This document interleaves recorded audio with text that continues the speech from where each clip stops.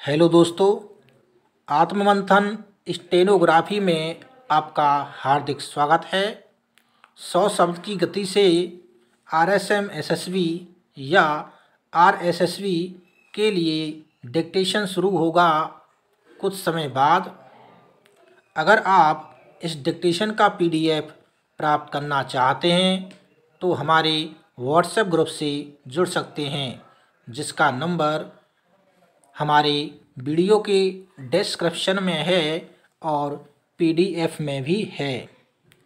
Dictation शुरू होने में कुछ सेकंड शेष। स्टार्ट।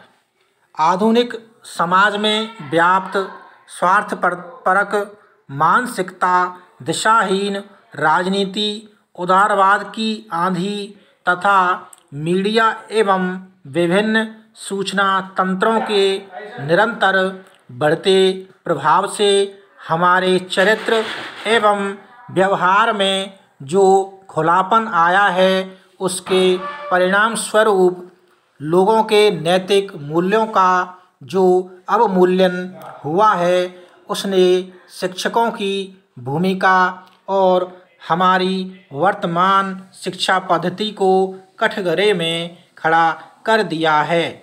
स्वाधीनता प्राप्ति के पश्चात से जिस आदर्शवाद को आधार मानकर भारत निर्माण की प्रक्रिया आरंभ हुई थी, वह छठे दशक आते आते दम तोड़ने लगी।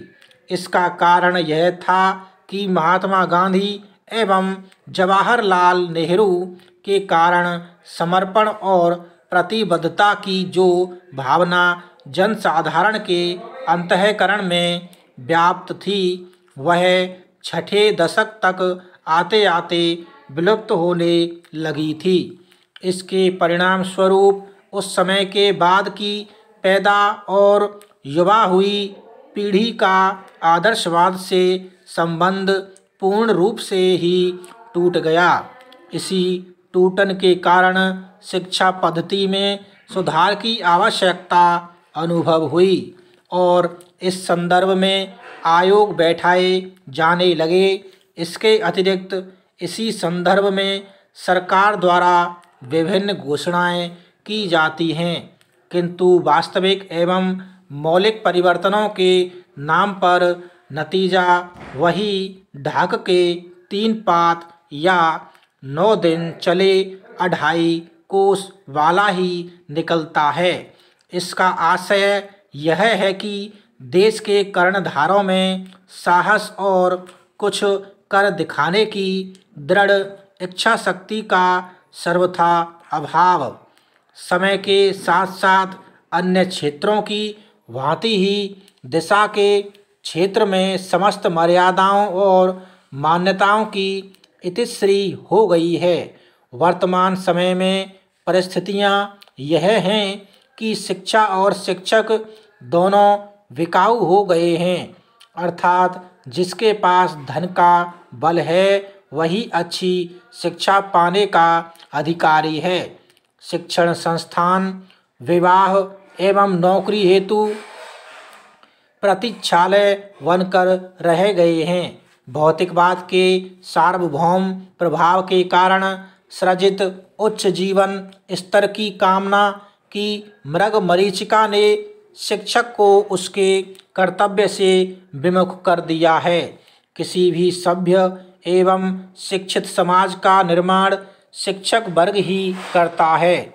माता पिता एवं परिवार की प्रारंभिक शिक्षा के पश्चात शिक्षक ही होता है जो बच्चों के अंतःकरण में देश प्रेम, त्याग, समर्पण, सेवा आदि की भावनाओं का संचार करता है।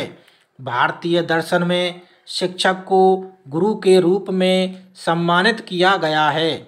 उन्होंने अपने ज्ञान, प्रज्ञा, अपरिग्रह एवं आदर्श आचरण के द्वारा समाज में एक अत्यंत सकारात्मक भूमिका का निर्वहन किया। वर्तमान समय में तीव्र गति से परिवर्तित होते समाज की चुनौतियों का सामना करते हुए उन्हें छात्रों के लिए नवीन दिशा को प्रदीप्त करना है।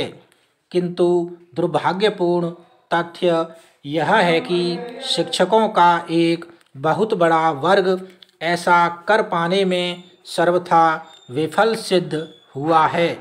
आधुनिक शिक्षा व्यवस्था की जो स्थिति है उससे शिक्षकों की भूमिका पर ही प्रश्न चिन्ह लग गया है। पहले जहां शिक्षक निस्वार्थ तथा निष्पक्ष रूप से ज्ञान बांटकर एक सभ्य एवं ठोस समाज का निर्माण करता था, दूसरी ओर वहीं आधुनिक शिक्षक अपनी समस्त मर्यादाओं एवं उत्तरदायित्वों को ताक पर रखकर कुछ निजी स्वार्थों की पूर्ति में संलिप्त है। वर्तमान भौतिकवादी युग में उनका प्रमुख उद्देश्य किसी भी प्रकार से धन कमाना हो गया है। इसका परिणाम बढ़ती ट्यूशनखोरी की समस्या के रूप में सामने आया, जिसने आज शिक्षा बाजार में बिकने वाली वस्तु के रूप में नज़र आने लगी है। अर्थात जिसके पास जितना अधिक धन है वह उतनी ही अच्छी शिक्षा प्राप्त करने का अधिकारी है। आज हालात यह हैं कि एक निर्धन व्यक्ति अपने बच्चों को अच्छी और गुणवत्तापूर्ण शिक्षा प्रदान करने में भी असमर्थ है। उन्हें डॉक्टर या इंजीनियर बनाना तो खैर उसके स्वप्न की बात भी नहीं है। आज शिक्षक जहां अपने सबसे बड़े कर्तव्य अध्यापन के प्रति उदासीन हैं, तो दूसरी ओर इनका व्यक्तिगत आचरण भी छात्रों में किसी प्रकार का कोई आदर्श स्थापित नहीं कर पाता। इस प्रकार छात्र शिक्षकों से किस प्रकार प्रेरणा प्राप्त कर सकते हैं? आधुनिक युवा वर्ग के मन मस्तिष्क पर इलेक्ट्रॉनिक मीडिया का भी काफ़ी अधिक प्रभाव पड़ा है। इसके परिणाम स्वरूप शिक्षा के प्रति उनकी रुचि कम होती जा रही है। हालात ये उत्पन्न हो गए हैं कि मीडिया धीरे धीरे शिक्षक का स्थान ग्रहण करती जा रही है। तब विद्यार्थी शिक्षा प्राप्ति हेतु शिक्षक के पास भला क्यों जाएंगे? निरंतर बढ़ती जनसंख्या और कम होते रोजगार के अवसरों के कारण विद्यार्थी वर्ग कुंठित है। दूसरी ओर शिक्षा व्यवस्था के प्रतियोगितावादी होने के कारण छात्रों में और बेहतर परिणाम लाने की होड़ काफ़ी बढ़ चुकी है। आज जब युवा वर्ग यह देखता है कि किस प्रकार राजनीतिक एवं अन्य प्रभावों के चलते अयोग्य व्यक्तियों को भी मनचाहे संस्थानों में दाखिले तथा पदों पर नियुक्ति प्राप्त हो जाती है, तो सुयोग्य छात्रों के मन में निराशा और कुंठा की भावना उत्पन्न हो जाती है और वे धीरे धीरे प्रयास करना छोड़कर अपने लक्ष्य से भटकते चले जाते हैं।